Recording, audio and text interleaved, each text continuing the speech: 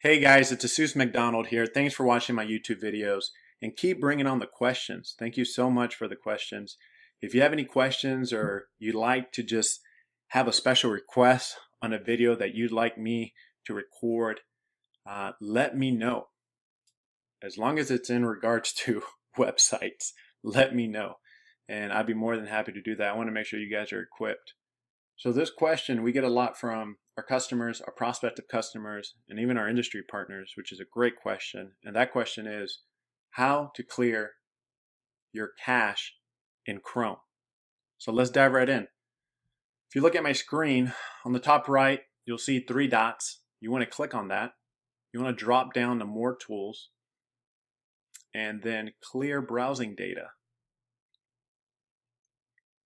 Now by default, you'll be on this basic tab. There's another tab here that's advanced. You don't need to worry about this tab over here. The only one we're going to be working on here, which is all you need, is the basic, okay? You want to make sure the time range is set to all time.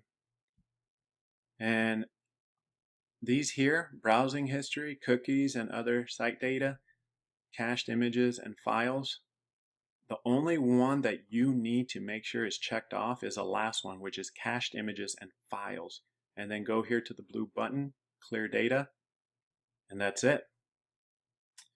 What you want to do is you can refresh your screen or open a new tab and try it out. You might have to do this more than once. Unfortunately, it's frustrating, but yes, you might have to do it more than once.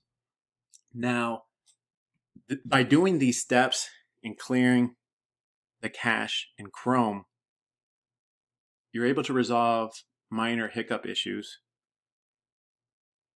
For example, if it looks like your website is broken or a page on your website is broken, just doing these steps after clearing the cache on the back end of WordPress